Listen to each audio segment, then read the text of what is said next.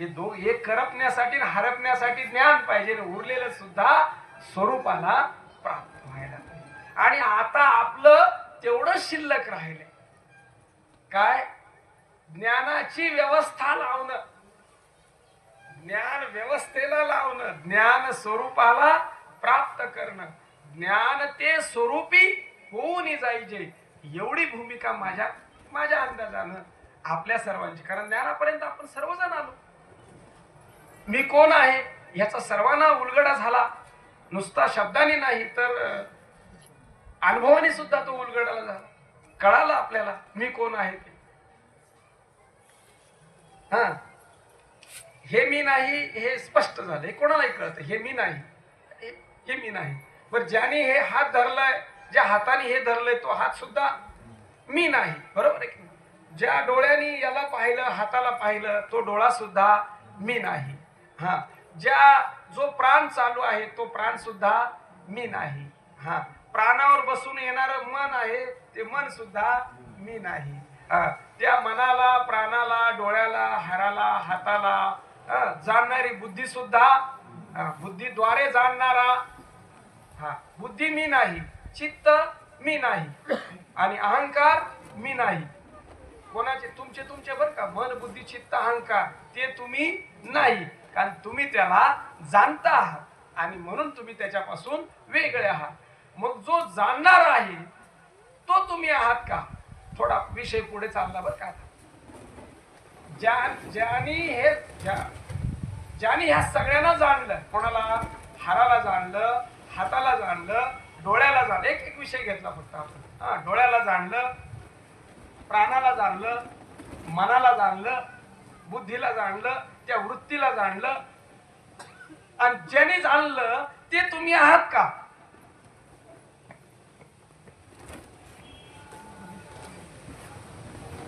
असे गप बसू नका बरं का.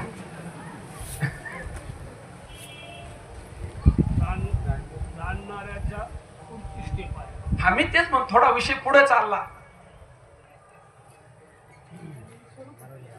हा, हे उत्तर बरोबर. जाणणं स्वरूप आहोत. मग जाणणारा नाही, मी नाही जाणणारा. जाणणारा बी मी नाही. आधी जाणणारा मी होतो, बरोबर आहे. आधी बोलणारा मी होतो, बोलणं नाही मी, पण बोलणारा मी होतो. आता बोलणारा बी मी नाही. चला पुढे. आधी कळणारा मी नव्हतो, पण ज्याला कळतंय तो मी होतो. आता ज्याला कळतंय तो बी मी नाही. अमृत आहे. ज्याला कळतंय ते कोण आहे? वा, चिदाभास.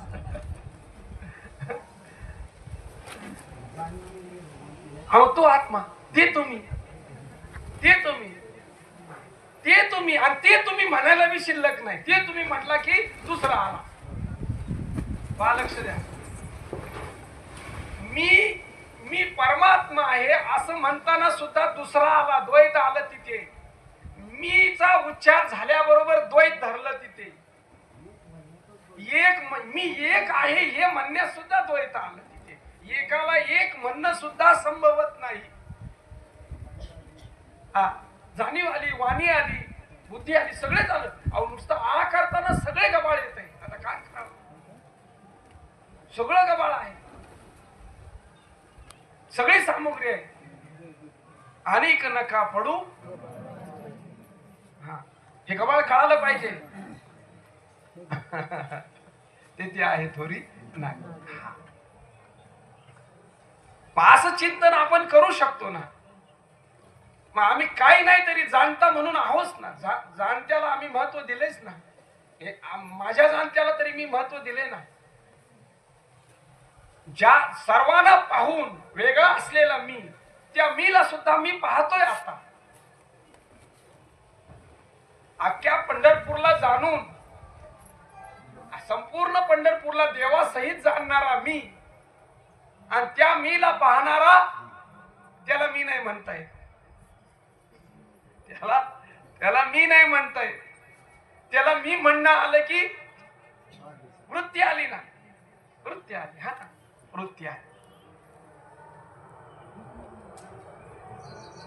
हे सगळे भाऊच आहेत. सगळे मायेचीच लेकरं आहेत. आकाश, वायू, तेज, अग्नी, अग्नी, जल आणि ह्यांची कुटुंब वेगळी आहे. आकाशाचं कुटुंब वेगळं आहे. हे सख्खे भाऊ आहेत आणि या सख्या भावांची वेगवेगळी कुटुंब, त्यांचं कार्य चालतं. हे चुलत आहेत पुढचे सगळे. हे 3 गुणाचेच आहे. पंचमहाभूत 3 गुणाची आणि यांची मुलं सुद्धा 3 गुणापासूनच पुढे आली. आकाशाचं कुटुंब सांगता येईल का कोणाला? आकाश नाही, ते स्थूल देहाचं झालं. कार्य चालतंय, कार्याचं तेच ते तत्व आहे सांगितलं. स्थूल देहाची तत्व सांगितले तुम्ही. मन, बुद्धी, चित्त. आकाश स्फुरण, व्यान, स्फुरण. अंतकरण कोणत्या वृत्तीवर बसून बाहेर येतं? अंतकरण म्हणजे स्फुरण घ्या तिथं.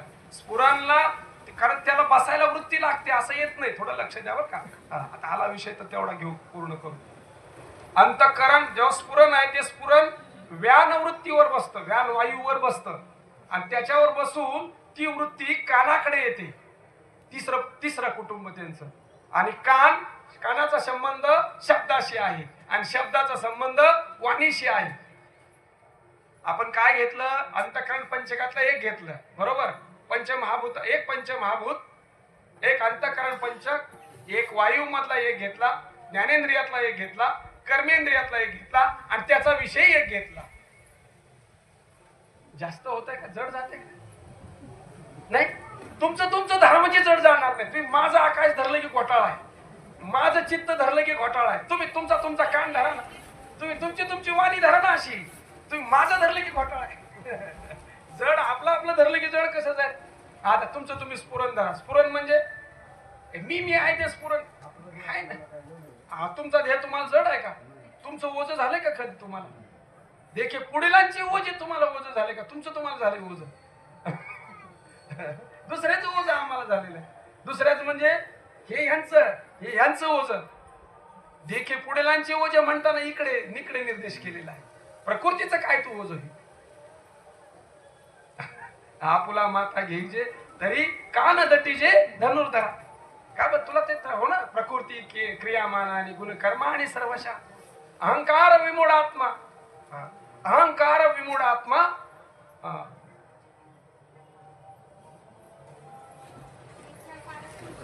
अहंकाराने मी केलं असं म्हणतो. अहंकार विमूढ आत्मा मन्यसे असं मधला एक शब्द आहे, तो माझ्या लक्षात येईना.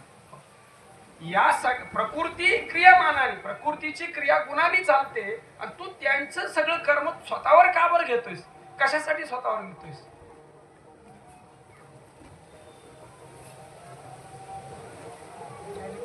मग स्फुरण, व्यान, कान, शब्द, वाणी, एक विषय, एक कर्मेंद्रिय, एक ज्ञानेंद्रिय, एक वायू आणि एक अंतकरण मधला पंचक मधला एक. हे यांचं कार्य. शब्द म्हटला की कान आला, शब्द म्हटला की वाणी आली.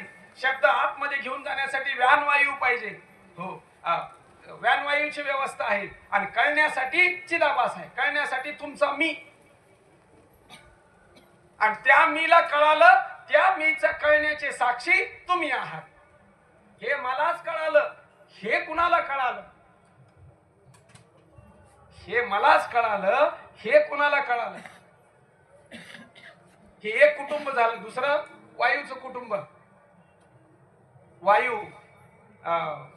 वायूचा मन घ्यायला पाहिजे. स्फुरण घेतलं ना, ते मन घ्यायला पाहिजे. अंतकरण पाहिजे. मन घेतलं. मन कशावर बसतो? उदानवर बसतो. उदान कुठे जातं? त्वचेकडे. त्वचा हे आपलं ज्ञानेंद्रिय आहे. त्वचा म्हटलं की स्पर्श आला, गरम थंड. आणि विषय झाला. आणि स्पर्शाचा अजून एक राहिलं कुठलं तरी. त्वचा झाली, स्पर्श झाला आणि हात झाला, बरोबर. कर्मेंद्रियामध्ये हात आला, त्याचा देवाणघेवाण. ही त्याचं कुटुंब झालं. कुटुंब घेऊ सगळे 5 कुटुंबांनी पुढे जाऊ. तिसरं अग्नी. अग्नीचं बुद्धी घ्यायला पाहिजे. बुद्धी कशावर बसते? समानवर बसते. जाते कुठे? डोळ्यात येते. डोळा कशासाठी? रूपाशी संबंधित आहे. आणि रूप बघायला कशाने जावं लागतं? पायाने जावं लागतं. म्हणजे रूप, पाय, डोळा, समान वायू, बुद्धी आणि इकडे वायू अग्नीचं तत्व आहे. हा चौथं तत्व कोणतं? जलतत्व. जलाचे चित्त आहे, जलाचं चित्त आहे, चित्तवृत्ती आहे. चित्तवृत्ती प्राणावर बसते, जिभेमध्ये येते, रसाकडे जाते आणि उपस्थ हे तिचं कर्मेंद्रिय आहे. पृथ्वी अहंकार वृत्तीवर बसते, उदानावर बसते, उदानावर बसतं ते उदान वायू, उदान नाही, शेवटचा अपान वायूवर बसतं, गुदाकडे जातं. घ्राण त्याचं जे आहे ज्ञानेंद्रिय आहे ते नाक आहे, कर्मेंद्रिय गुद आहे आणि त्याचा विषय आहे तो गंध आहे. असं यांचं कार्य चालतं आणि यांना चंद्रभागेत स्नान घालायचं आहे. कोणाला? ह्या कुटुंबानं नेऊन बुडवायचं आहे. ती एकटी जाऊ शकत नाही ना, तुम्ही जायचं म्हटलं तरच जायचं, नंतर ठीक आहे त्यांना पवित्र करून आणायचं. चंद्रभागे स्नान त्यांना पवित्र करायचं का? कारण बिघडलेत कोण? ते का तुम्ही? बिघडलेले कोण? ते का तुम्ही? बर तुमच्या सत्तेवर बिघडले का त्यांचेच बिघडले? हा तुमच्याकडे कामाला आहेत का तुम्ही त्यांच्याकडे कामाला आहे? हा आणि दादागिरी कोणाची आहे? हा नोकर मालकाचा मार खातोय का मालक नोकराला मार देतोय? हा इंद्रिय तुमच्यावर आहेत आणि तुमच्यावरच दादागिरी चालली. आता काय करावं? हे असं उलटाच कारभार आहे सगळा. इंद्रियांना स्वतंत्र सत्ता आहे का तुमच्या सत्तेवर आहेत? प्रमांतर आपण म्हणतो चाले हे शरीर आणि तेच आपल्याला दादागिरी करते. त्यात सगळे गबाळ एक एक मागे लागते. काय खायचं आठवू द्या, पायाला ओढतच घेऊन जाते ते. मग काय बघायचं आठवू द्या, उठ पळवून जाऊ. माझं असंच झालं, 3ला 5 कमी असताना उठलो मी. आता काय करायचं? काय धोतर कसं नेसून ते का नेसता येते का पटापटा? माझं रोजचं काम नाही ते. पण कसंही करून फोन लावतोय तो फोन लागेल याला. हे रामकृष्ण हरी चालू करायचं, मला याला उशीर व्हायचा. आता करू काय? पण कसं तरी 1.5 पायावर का होईना पण आलो पळत. 1.5 पाय म्हणजे तो मोडलेला पाय आहे तो मायेचा आहे आणि ह्याचा आहे तो उभा आहे. तो 1.5 पायावर उभा आहे ना, तो 1.5 आहे तो अर्धा आहे तो मायेचा आहे आणि 1 आहे तो याचा आहे. आपला विषय चालला होता. मग यांची दादागिरी चालू द्यायची का आपली दादागिरी यांच्यावर करायची? जया ते इंद्रिय आते ते होती, जया ते मनितेले करती, त्याची प्रज्ञा जाण स्थिती. हा स्थिरावली प्रज्ञा त्यांची. आम्हाला हे नाचवत आहेत का आम्ही यांना नाचवायचं? आमच्या आज्ञेत हे का ह्यांच्या आज्ञेत आम्ही?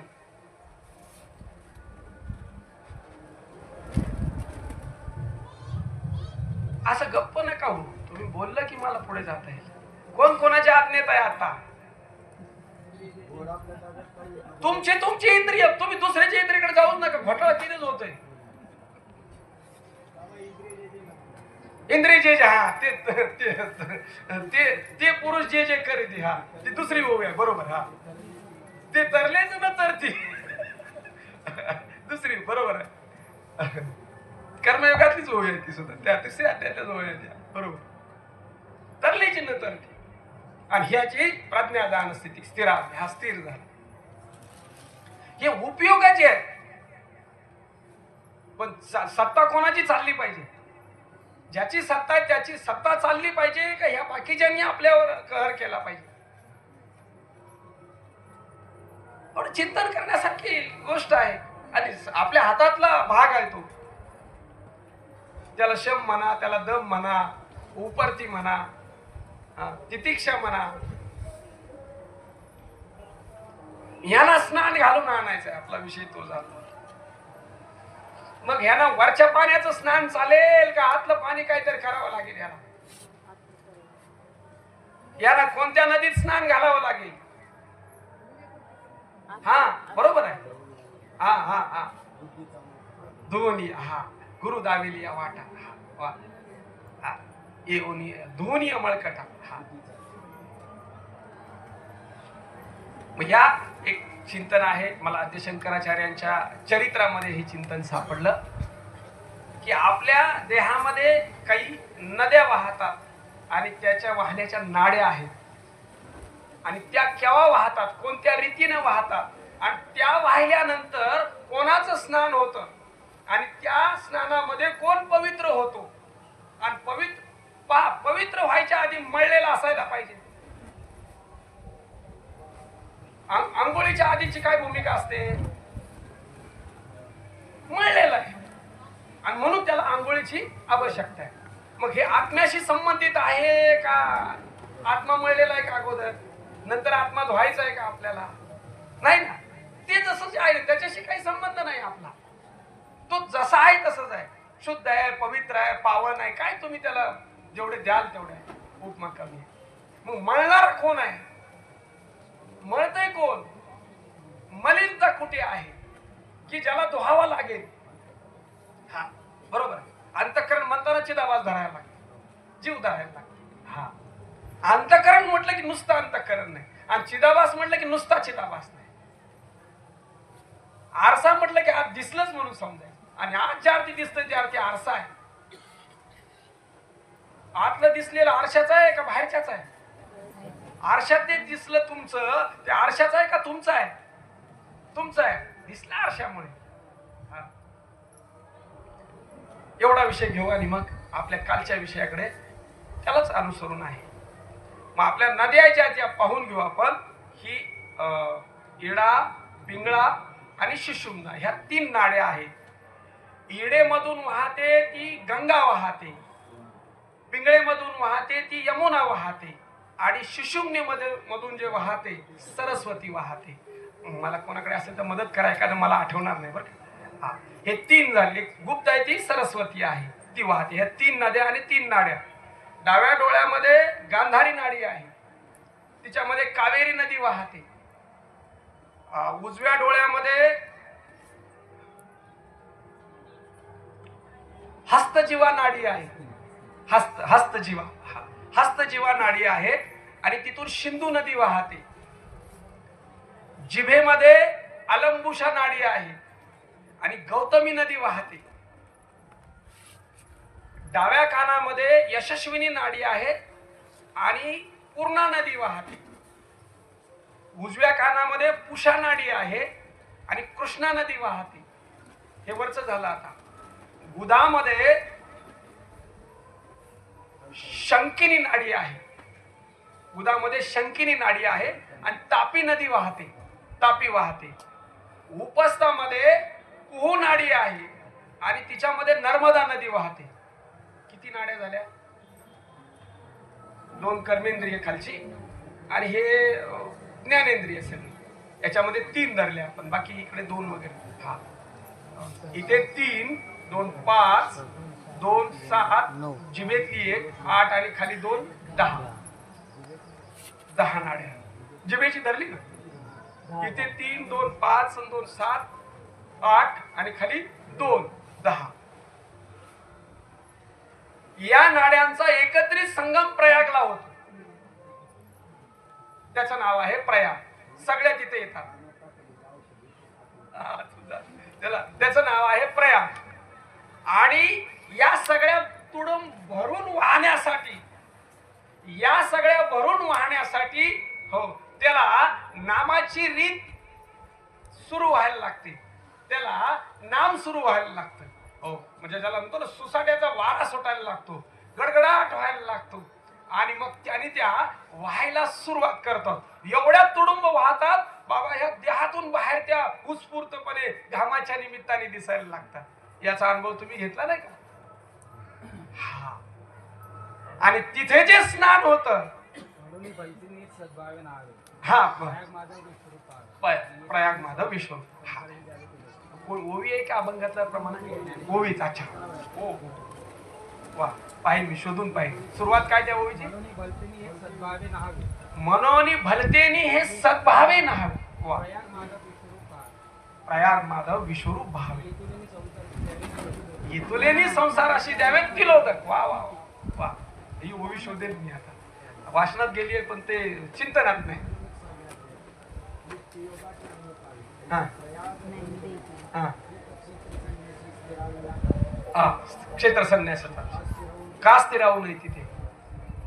मग आपल्याला हे स्नान करायचं आहे आणि या स्नानामध्ये मलिन झालेला जो तिथे भूमी, मलिन म्हणजे अविचार, मलिन म्हणजे अविद्या, अविद्येने मलिनता जिथे आलेली आहे, विचाराची जी मलिनता आलेली आहे, त्या स्नानामध्ये त्या नद्या भरून व्हायला लागतात. ती काय, तेने आनंदाचा पूर आला. त्याच्या सुरुवात काय देखीला सावळा नंदाचा, सावळा देखील नंदाचा, तेने आनंदाचा पूर आला. हे सगळं व्हायला लागलं, आनंदाचा महापूर आला आणि त्याच्यात डुबकी मारली, त्याच्यात बुडला, त्याच्यात धुतला, त्याच्यात स्नान झालं त्याच. हे स्नान कर. हे ते तर आहे. तुकोबारायांनी बी सांगितलं आपलं, कायापुरा नगरामध्ये वाहे चंद्रभागा नदी, तिची धार वाहे उलटी, होणारा काही गुलटी, तिचा उगम बहु खोल, जो जाणे तो अनमोल. तुकारामध्ये बुडी, तिच्या डोहामध्ये उडी, तुकारामध्येही बुडी. त्यांनी स्वतःचा अनुभव सांगितला. कोणत्या डोहामध्ये मी बुडी दिली. हे प्रतिकात्मक आहे. याचा अर्थ त्याचा निषेध होतो असं नाही. ते करायला पाहिजे, जा करा बरोबर. त्याच्यानंतर ते हे कळेल बरोबर, ती व्यवस्था आहे. आणि त्याच्यानंतरच कथा कळेल. त्याच्यानंतरच कथेचं स्नानानंतर कथा सांगितली का कथेनंतर स्नान आहे. विधी पाकाशी भूमी, चंद्रभागे स्नान, विधी तो हरिकथा. मग लक्ष लागेल इथे. आपलं अंतःकरण पवित्र नसेल, आपली बुद्धी जर पवित्र नसेल तर विषय कळणार नाही. झोप आल्याशिवाय राहणार. बरोबर आहे. कारण ते दोन दोष आहेत. दोन दोष असे आहेत. एक दोष आहे तो बाहेरचा आत येऊच देत नाही. विक्षेप दोष आहे तो काय करतो, मलदोष. मलदोष आतच येऊ देत नाही. पाप एवढा आहे, ऐकूच देत नाही तुम्हाला. आणि ऐकलं तर तो आत येऊ देत नाही. आणि चुकून आतमध्ये आलं तर विक्षेप दोष राहू देत नाही, टिकू देत नाही. बाहेर गेलं ना, अहो काय गेलं आमच्या लक्षात, गेलं कसं काय, विक्षेप आहे ना तिथे. विक्षेप काय करतो, इथे बी ऐकायला लावतो, इथून कुठे दुसरीकडे घेऊन जातो, तिकडे बी ऐकूया म्हणतो. आणि कोणा दोघांचं बी लक्षात नाही. इथे ऐकलेले बी लक्षात नाही, तिथं ऐकलेले बी लक्षात नाही. विक्षेप दोष आहे. त्याला एका ठिकाणी स्थिरच होऊ देत नाही. त्याच्यावर उपाय सांगितले, ते आपण केले तर स्थिर होतो. मग हा जो स्नानाचा विधी आहे तो खऱ्या अर्थाने आपल्याकडून व्हायला पाहिजे. तो विधी समजून घ्यायला पाहिजे. श्री गुरुच्या सानिध्यात बसून ज्या स्थिर झालेले आहेत, जे कुठे थांबलेलं आहे वाहन, ते प्रवाहित झालं पाहिजे. आणि तिथे हा महापर्व आहे. आजचा जो पर्व काळ आहे, महापर्व काळ आहे. इथलं वातावरण आहे तुमची स्थिर, आटलेली नदी महापूर येणार आहे, तिला थांबलेलं पाणी व्हायला लागणार आहे. असा पर्व काळ आहे हा. समजून घेतलं पाहिजे. अशा ठिकाणी काय यावं, तर इथं कार्यब्रह्म प्रगट आहे. कार्यब्रह्माच्या लीला झालेल्या आहेत इथे. इथलं वातावरण पोषक आहे ते वाहण्यासाठी. इथलं वातावरण पोषक आहे स्नानासाठी. इथलं वातावरण पोषक आहे त्याला शुद्ध करण्यासाठी.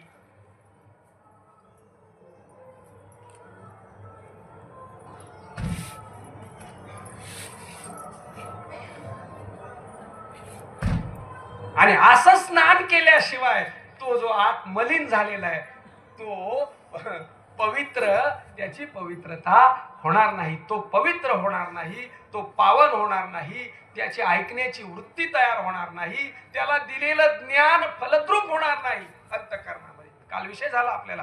कोणाला ज्ञान दिलंय, अनुग्रह कोणाला दिलाय, काल विषय झाला आपला. जीवाला दिले, चिदाभासाला दिलेला आहे. मग देऊन सुद्धा अजून निश्चिती नाही, अजून फलद्रूपता नाही. काय कारण आहे, विचार केला पाहिजे. चांगलाच विचार केला पाहिजे. सगळ्यांना मिळालंय, सगळ्यांना कळालंय, पटायचं बाकी आहे, अंगीकारायचं बाकी आहे, निश्चय व्हायचा बाकी आहे. आणि ज्याचा निश्चय झाला, ज्याचा निश्चय परिपूर्ण झाला, त्याला काही विषयच राहत नाही त्याचा. आपल्या नात्या गोत्यांचा निश्चय आहे की नाही, आपला पक्का पक्का निश्चय आहे की नाही, आपल्या सोन्या नाण्याचा निश्चय आहे की नाही पक्का, आपल्या जमीन जुमल्याचा निश्चय आहे की नाही पक्का, आपल्या कपड्याला त्याचा निश्चय आहे की नाही पक्का, आहे की नाही. त्याचं काय नामस्मरण करायला लागतंय का, माळ जपायला लागते का, 2 एकर आहे, 2 एकर आहे, 10 लाख आहे, 15 लाख आहे, 50 तोळे असं काय जप आहे का? आहे निश्चय पक्का आहे. ही मुलगी आहे, ही बहीण आहे, ही भाऊ आहे, हे वडील आहेत, हे अमुक आहे तमुक आहे, निश्चय पक्का. जप नाही, काय नाही, काय नाही, काय नाही, एका फटक्यात काम झाले ते. बाबा सांगतात एका क्षणात पवाराची शिंदे झाले आणि पुन्हा पवार ती विसरूनच गेली. पवार ती शिंदेच्या बाजूने जाते. हा पवारनी केव्हाच विसरली. तिथूनच लग्नातच काय झालं तर ती म्हणते आता काय, आता मी चालली. निश्चय मी कोणाची सांगा, मी सांगा कोणाची. हा वराडावर टेकल्या बसल्या वराडी. नवरा कोण, वरमाय कोण, बाप कोण, वराड लक्षात घ्यायचं. मग ही जी भूमिका आहे आता आपल्याला ही आतमध्ये पहिल्यांदा साकारायची. आता आपण पुढेचे जातोय. काल आपण सद्गुरूंचं व्यापकत्व लक्षात घेतलं. श्रीगुरु जो आहे माझा तो अशा पद्धतीनं व्यापक आहे, विश्वव्यापक असणारा माझा श्रीगुरु आहे. आणि त्यांनी स्वमुखाने सुद्धा तसंच सांगितलंय, मला विसरा पण त्याला विसरू नका. मला विसरा म्हणजे कोणाला विसरायला सांगितलं? आकाराला विसरायला सांगितलं. आकार मी नव्हे. हा ते आकाराला आले म्हणूनच आमचं भागलं. हे तितकंच खरं आहे. दृष्टा श्री गुरुमूर्ती नरिगता दृश्यपंथी तरी काही उपास्ती आकळतात. तो व्यापक असलेला जर आमचा सद्गुरुनाथांच्या आकारात आलं नसतं ते तत्व तर आम्हाला कसं व्यवहार झाला असता, कशी कानावचनाची भेट झाली असती आमची.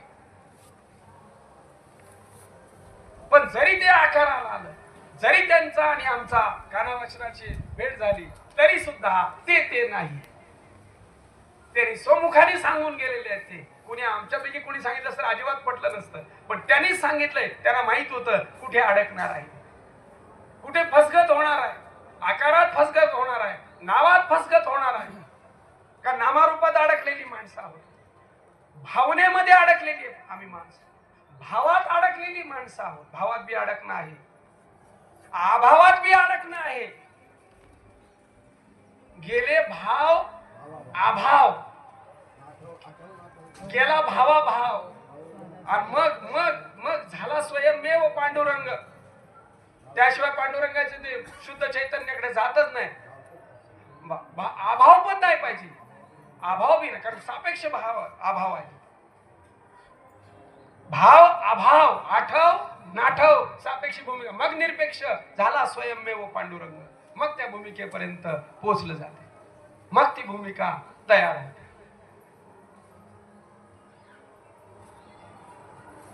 नामरूप संबंध, नामरूप संबंध जाते क्रिया भेद. वा हा तिन्ही अवस्था उपाद्य उपहितकारी, तिन्ही अवस्थाचे निद्वारे उपाद्य उपहितकारी भावाभाव स्फुरे दृश्य हे जे आगवाची मी दृष्टा बोधाची माझी वटा अनुभवाचा सुबटा ध्यानात नाचे नाचायला लागला. आता मी दृष्टा झालो, आता मी आता दृश्य नाही, भाव दृश्य गेला, आता मी आता अनुभवाचा सुबट आहे, बोधाचा माझी वटा आहे, ध्याना म्हणजे नाचायला लागला साक्षीत्वावर. कळा जसं आहे तसं लक्षात आलं. काय आनंदाचं उड्या मारतात आनंदावर, ते कळणं आहे. बाबा नाचले की नाही, उशी घेऊन नाचले की नाही, सकाळी विषय आला ना त्या प्रसंगाला नाही, त्याला ते कळालंय.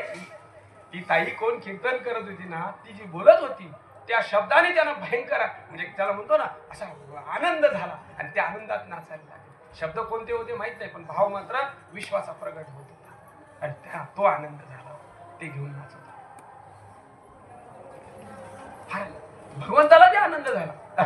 अर्जुन जेव्हा हे ऐकायला लागला ना, बाबा बाबा ते त्याच्या आधी ह्यांची अवस्था झाली मांदी, अष्टसात्विक भावाची मांदी. है कृष्णांगी अर्जुना आधी बुद्धी सावरून घेतली. म्हणे आता मी रडायला लागलो, मी गर्व पडलो तर आता कसं व्हायचं पुढे.